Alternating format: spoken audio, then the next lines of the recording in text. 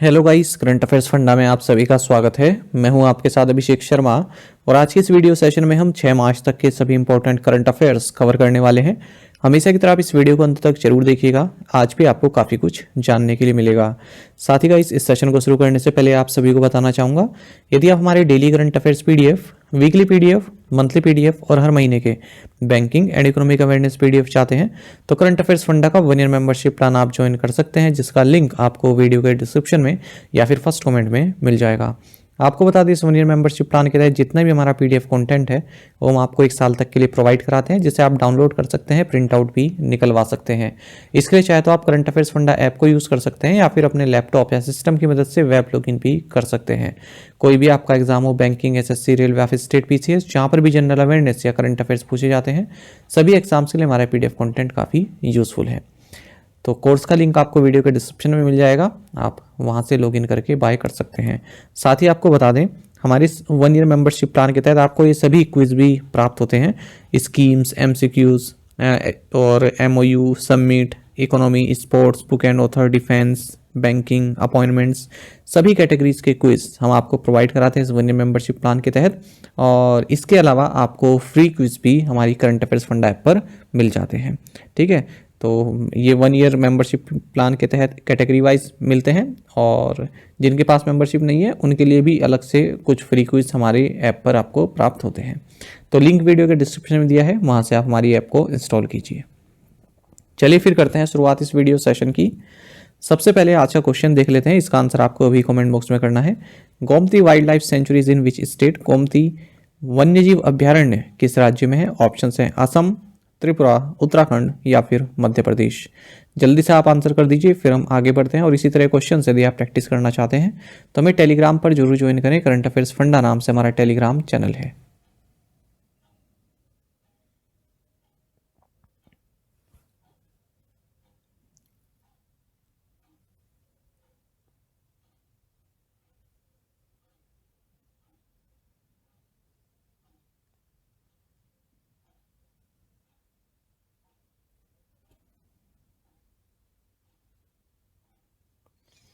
In which state was the foundation stone of ISRO's second spaceport laid? ISRO के दूसरे spaceport की आधारशिला किस राज्य में रखी गई? ऑप्शंस आपके सामने हैं। सही आंसर ऑप्शन डी है, तमिलनाडु। आपको जानना चाहिए, प्रधानमंत्री नरेंद्र मोदी ने तमिलनाडु के तूतुकुड़ी डिस्ट्रिक्ट के एक कुलाशेखरा पट्टनम नामक कोस्टल विलेज में इंडिया का जो सेकंड स्पेसपोर्ट है इसकी आधारशिला रखी है। 986 करोड़ रुपए की फैसिलिटी ये बनने जा रही है और 24 लॉन्चेस पर ईयर यहाँ से किए जा सकते हैं इसरो के द्वारा। इसी मौके पर इंडियन स्पेस रिसर्च ऑर्गेनाइजेशन यानी कि इसरो ने रोहिणी साउंडिंग रॉकेट RH-200 को भी लॉन्च किया। आपको जानना चाहिए, ये जो कुलाशेखरापट्टनम है ये कुछ एडवांटेज देता है इसरो को, इसलिए इस साइट को चुना गया है, क्योंकि यहाँ से जो है ना, जो स्मॉल सैटेलाइट्स हैं, ठीक है, उनको साउथवर्ड लॉन्च ट्रैजेक्टरी प्राप्त होती है, जो कि आसपास कहीं भी इलाके में इनको प्राप्त नहीं हो पा रही है। ठीक है, तो बेसिकली स्मॉल सैटेलाइट्स को यहाँ से लॉन्च किया सकता है। ठीक है, तो ये एडवांटेज है कि यहाँ पर साउथवर्ड ट्रैजेक्टरी प्राप्त होती है अगर आप किसी सैटेलाइट को लॉन्च करते हैं। आपको बता दें, 1971 से ही इसरो सतीश धवन स्पेस सेंटर, जो कि श्रीहरिकोटा आंध्र प्रदेश में है, इसको अपने प्राइमरी लॉन्च साइट के लिए जो है यूज़ कर रहा है। बाकी आपको जानना चाहिए, तमिलनाडु के ही थूथुकुडी में प्रधानमंत्री नरेंद्र मोदी ने इंडिया का first indigenous green hydrogen fuel cell inland waterway vessel launch किया है। In which Indian state has the world's first Vedic clock been installed? विश्व की पहली वैदिक घड़ी भारतीय किस राज्य में स्थापित की गई है? सही आंसर ऑप्शन डी है, मध्य प्रदेश। आपको जानना चाहिए, प्राइम मिनिस्टर नरेंद्र मोदी ने वर्ल्ड की फर्स्ट विक्रमादित्य वैदिक क्लॉक, जो कि मध्य प्रदेश के जो उज्जैन सिटी है, यहाँ पर जंतर मंतर है, यहाँ पर 85 फीट हाई टावर पर इंस्टॉल की गई है इस विक्रमादित्य वैदिक क्लॉक को। और ये जो क्लॉक है, ये जो गवर्नमेंट जीवाजी ऑब्जर्वेटरी है, इसकी बगल में ही है।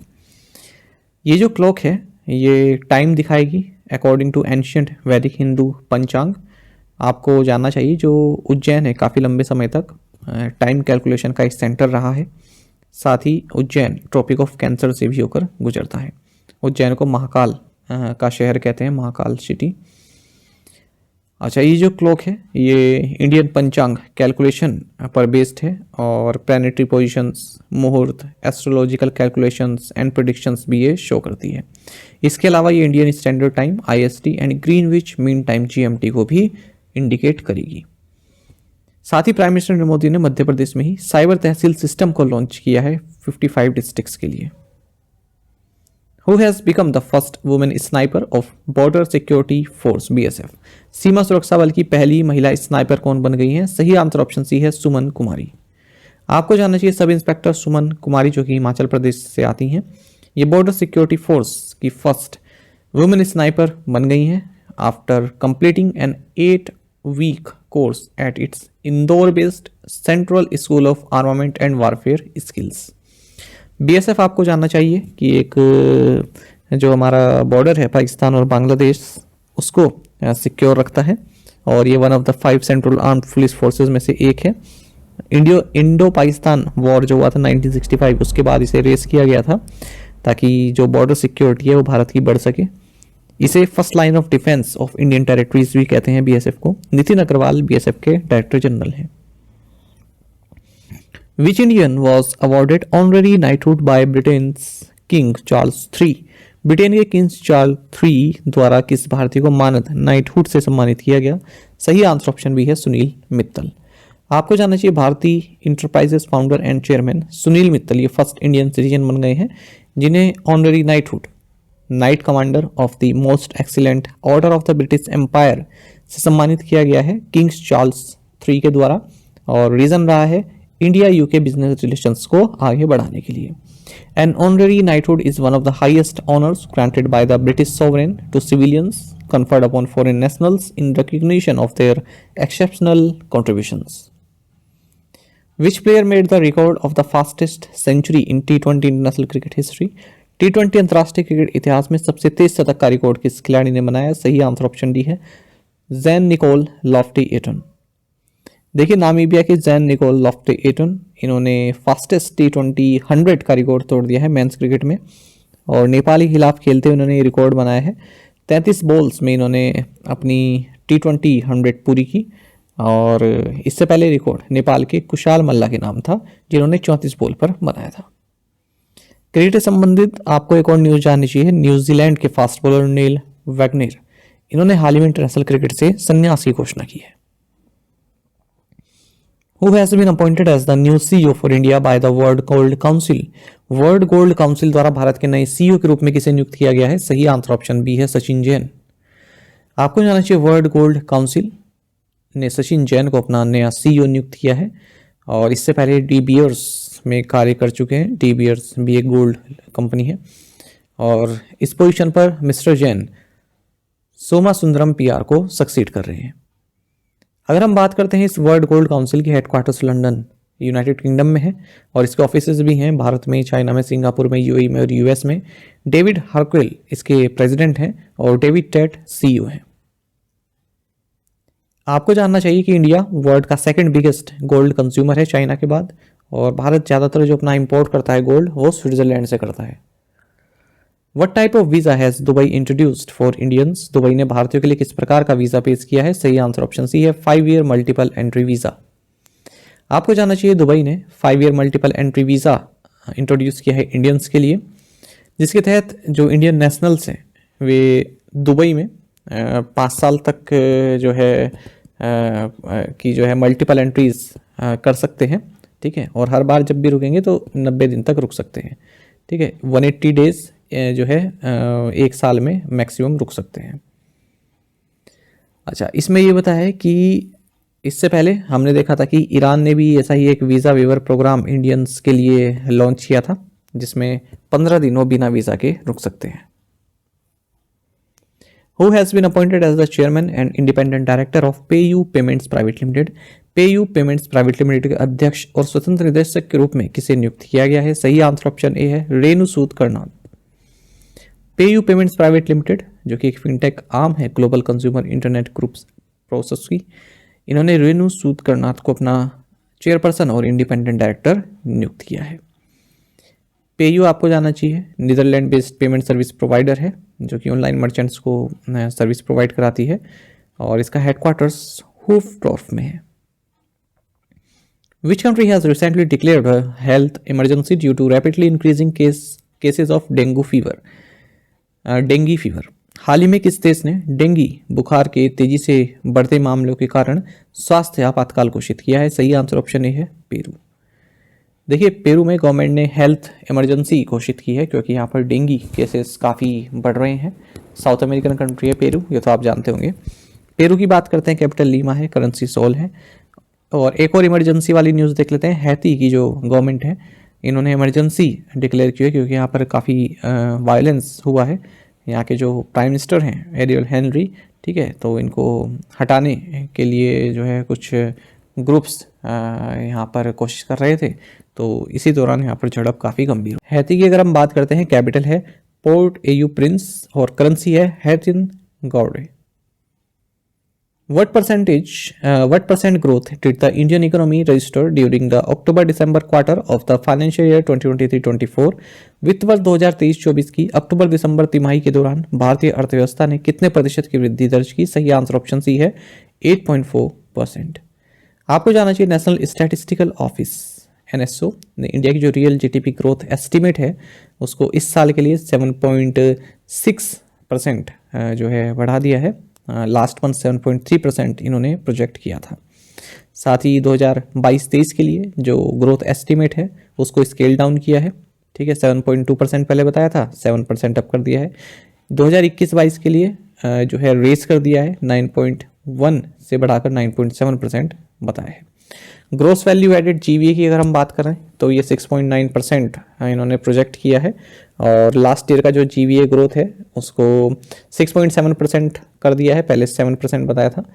और GDP ग्रोथ जो फर्स्ट 2 क्वार्टर्स रहे हैं इस साल के, ठीक है, उसे 8.2% एंड 8.1% बताया है। साथ ही जो थर्ड क्वार्टर रहा अक्टूबर से दिसंबर 2023 का, उसे 8.4% बताया है। GVA ग्रोथ जो थर्ड क्वार्टर में रही है वो थोड़ा सा 6.5% रही है, ठीक है। और क्वार्टर फर्स्ट में 8.2% रही थी, क्वार्टर 2 में 7.7% रही थी। एग्रीकल्चर सेक्टर में कॉन्ट्रैक्शन देखने को मिला है 0.8%, ठीक है, जबकि सेकेंड क्वार्टर में 1.6% से ग्रो किया था। माइनिंग 7.5% से जो है ग्रो किया है, ठीक है। और अगर हम देखें electricity and other public utilities, ये 9% से एक्सपेंड की है, ठीक है। अच्छा, अगर हम कंस्ट्रक्शन की बात करें तो 9.5%, और ट्रेड, होटल्स, ट्रांसपोर्टेशन, कम्युनिकेशन ये 6.7%। मैन्युफैक्चरिंग सेक्टर की बात करें तो 11.6% से ग्रो इन्होंने किया है। What is the capacity of the newly inaugurated tug named Ocean Grace? Ocean Grace नामक नव उद्घाटन टग की क्षमता क्या है? सही आंसर ऑप्शन बी है 60 टन। देखिए, सर्बानंद सोनोवाल जो कि union minister of ministry of port, shipping and waterways and Ayush हैं, इन्होंने 60 टन बोलार्ड पुल टग जिसका नाम है ओशन ग्रेस, इसे इनोग्रेट किया है। साथ ही मेडिकल मोबाइल यूनिट को भी इनोग्रेट किया है। Ocean Grace first make in India approved standardized tug design and specification tug है जिसे डेवलप किया गया है कोचिन शिपयार्ड लिमिटेड के द्वारा। The medical mobile unit is part of ports commitment to corporate social responsibility. अच्छा, आपको जानना चाहिए जो ग्रीन टग ट्रांजिशन प्रोग्राम है, इसका मकसद है कि 2030 तक एटलीस्ट 50% जो टग्स हैं उनको ग्रीन टग में कन्वर्ट किया जाए। Aditi scheme is related to which of the following sector? Aditi योजना निम्नलिखित में से किस क्षेत्र से संबंधित है? सही आंसर ऑप्शन भी है डिफेंस सेक्टर। देखिए, रक्षा मंत्री राजनाथ सिंह ने acing development of innovative technologies with IDX यानी कि अदिति स्कीम, इसको लॉन्च किया है ताकि डिफेंस टेक्नोलॉजीज को जो है बढ़ावा मिल सके, ठीक है, डिफेंस सेक्टर में इनोवेशन लाया जा सके। और ये लॉन्च हुआ है डेफ कनेक्ट 2024 जो कि न्यू दिल्ली में हुआ है। अदिति स्कीम के तहत जो स्टार्टअप्स हैं उनको ग्रांट इन एड प्राप्त होगी 25 करोड़ रुपए तक की, ताकि वो डिफेंस टेक्नोलॉजी में रिसर्च, डेवलपमेंट एंड इनोवेशन कर सकें। अगर हम ओवरऑल बात करें अदिति स्कीम की तो 750 करोड़ रुपए का पूरा परिव्यय रहने वाला है 2023-24 से 2025-26 तक का। और ये IDX यानी कि innovation for defence excellence framework जो है department of defence production, ministry of defence का इसके तहत आता है। इसका मकसद है 30 deep tech critical and strategic technologies जो है डेवलप करना। It also invests to create a technology watch tool to bridge the gap between the expectation and requirements of the modern armed forces and the capabilities of defence innovation ecosystem. अच्छा, इसी दौरान defence India startup challenge का 11th addition भी launch किया गया। L&T commissioned India's first Indian built green hydrogen electrolyzer in which state? L&T ने भारत का पहला स्वदेश निर्मित हरित हाइड्रोजन इलेक्ट्रोलाइजर किस राज्य में चालू किया? सही आंसर ऑप्शन ए है, गुजरात। आपको जानना चाहिए लार्सन एंड टर्बो, इन्होंने फर्स्ट इंडियनली मैन्युफैक्चर्ड इलेक्ट्रोलाइजर को कमीशन किया है कहाँ पर? AM Naik heavy engineering complex Hazira, Gujarat में। तो यहाँ पर ग्रीन हाइड्रोजन प्लांट है वहीं पर। अच्छा, the electrolyser with a rated power capacity of 1 megawatt expandable to 2 megawatt is capable of producing 200 normal cubic metre per hour of hydrogen. Who recently won the Goodfellow Classic PSA Challenger Tour title in Toronto, Canada? हाल ही में Toronto Canada में Goodfellow Classic PSA Challenger Tour खिताब किसने जीता? सही answer option A है, अभय सिंह। देखिए, इंडियन स्क्वैश प्लेयर हैं अभय सिंह, इन्होंने good fellow Classic PSA challenger 2 title जीता है टोरंटो कनाडा में। फाइनल में इन्होंने एलियट मॉरिस डेवरेट जो वेल्स के हैं इन्हें हराया 3-0 से। इसी के साथ ये इनका 8th PSA world tour title रहा है। अच्छा, एक और अगर हम स्पोर्ट्स से संबंधित न्यूज़ देखें तो हॉकी इंडिया की जो CEO हैं एलेना नॉर्मन, इन्होंने रिज़ाइन कर दिया है अपनी पोस्ट से। और जो वीमेंस हॉकी टीम की जो हेड कोच हैं जेनिकी शोपमैन, इन्होंने भी रिज़ाइन कर दिया है। तो कुछ विवाद चल रहा था एडमिनिस्ट्रेशन के साथ, इसलिए इन्होंने रिज़ाइन कर दिया है।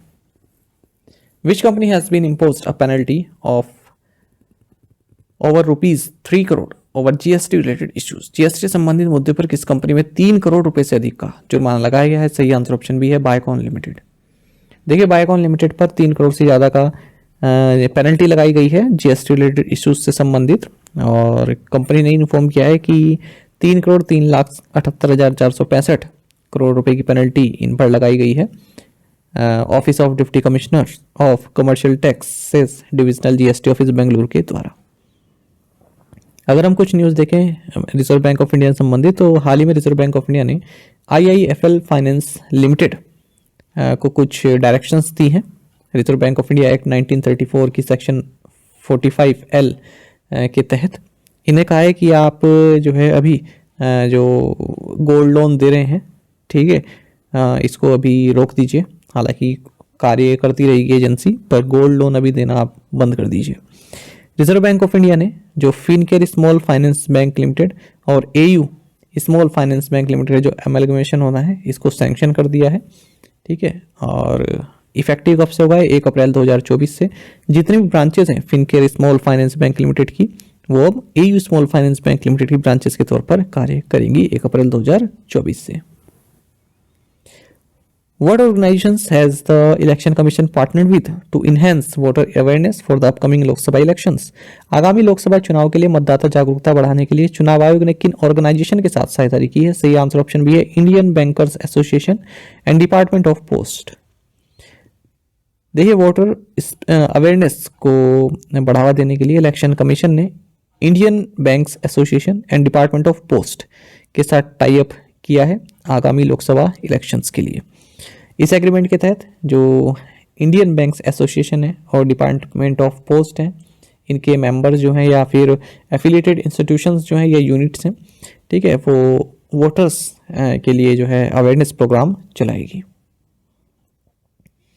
आपको जानना चाहिए union railway mister Ashwini Vaishnaw, इन्होंने हाल ही में all India railway mains federation के 100 ईयर्स पूरे होने पर एक कॉमेमोरेटिव पोस्टेज स्टाम्प रिलीज किया है। आपको बता दें All India railway mains Federation India की largest and oldest trade unions में से एक है अगर हम रेलवे वर्कर्स की बात करें, और 24 अप्रैल 1924 को इसकी स्थापना की गई थी। In the 12th edition of the International IP Index released by the US Chamber of Commerce, what is India's rank among 55 countries? US Chamber of Commerce द्वारा जारी अंतर्राष्ट्रीय IP इंडेक्स के 12वें संस्करण में 55 देशों में भारत का स्थान क्या है? सही आंसर ऑप्शन बी है 42। देखिए, यूएस चैम्बर ऑफ कॉमर्स ने इंटरनेशनल IP यानी कि इंटेलेक्चुअल प्रॉपर्टी इंडेक्स का 12th एडिशन रिलीज कर दिया है। आउट ऑफ 55 कंट्रीज भारत की रैंक है 42 2। ओवरऑल स्कोर भारत का 38.64 है। यूनाइटेड स्टेट्स टॉप पोजीशन पर है, उसके बाद यूनाइटेड किंगडम है, फिर तीसरे नंबर पर फ्रांस है, चौथे पर जर्मनी है, पांचवें पर स्वीडन है। बस इसमें याद रखिएगा कि जो टॉप 10 है इसमें एशिया से केवल जापान ही शामिल है। और ये बताया गया है कि 20 इकोनॉमीज में सिग्निफिकेंट इंप्रूवमेंट देखा गया है। प्रीवियस असाइनमेंट क्वेश्चंस के आंसर देखेंगे। Where is Vadhavan port, Maharashtra. What was the theme of National Protein Day on 27 February 2024? Solve with protein. The Indian Air Force Advanced Landing Ground is in Neoma. Where is Neoma? Eastern Ladakh. The center has fixed a minimum support price for how many farm commodities? 23. When is the International Day for Disarmament and Non-Proliferation Awareness observed? Answer is March 5th. Where was the 14th meeting of the Conference of the Parties to the Convention on Migratory Species of Wild Animals concluded? Answer is Samarkand, Uzbekistan. आप में से कई assignment से बिल्कुल सही answer किया है, इसी तरह से पार्टिसिपेट करते रहिए। चलिए आज के असाइनमेंट क्वेश्चन देखेंगे। Who is the author of Seva an accidental superhero? Which agency launched Global Resources Outlook 2024? Which company in partnership with PowerChip Semiconductor Manufacturing Corporation will build India's first AI-enabled state-of-the-art fab in Dholera, Gujarat? Refers to encrypted online content that is not indexed on conventional search engines. It is a network within the internet which is only accessible using certain software and protocols. ये आपको term बतानी है, जो आगे एक fill in the blank है ना, इसको आपको पूरा करना है। इस तरह की हमने देखा ना, अभी बैंक के एग्जाम में भी पूछा गया, विंडफॉल हो गया और ग्रीन वॉशिंग हो गया, इस तरह की टर्म पूछी गई ना, तो उसी संबंधित ये आपका टर्म है, ये आपको बताना है। In her interim budget, Finance Minister Nirmala Sitharaman has revised fiscal 24's disinvestment target to rupees 30,000 crore from rupees 51,000 crore budgeted previously. Furthermore, the target for fiscal 25 has been set at rupees this crore. तो इन पांचों questions के answer आपको comment box में देने हैं। यदि एक question का आंसर भी आता है तो भी आप हमें कमेंट बॉक्स में अवश्य दीजिएगा। ज़्यादा से ज़्यादा संख्या पार्टिसिपेट करने की कोशिश किया कीजिए, यही आपसे रिक्वेस्ट है। साथ ही करंट अफेयर्स फंडा को आप टेलीग्राम पर भी ज्वाइन कर सकते हैं। यहाँ पर रेगुलर वीडियो अपडेट्स और करंट क्विज हम आप सभी के लिए डालते रहते हैं। साथ ही डिस्कशन ग्रुप में आप किसी भी क्वेश्चन का सोल्यूशन पा सकते हैं। Thank you guys.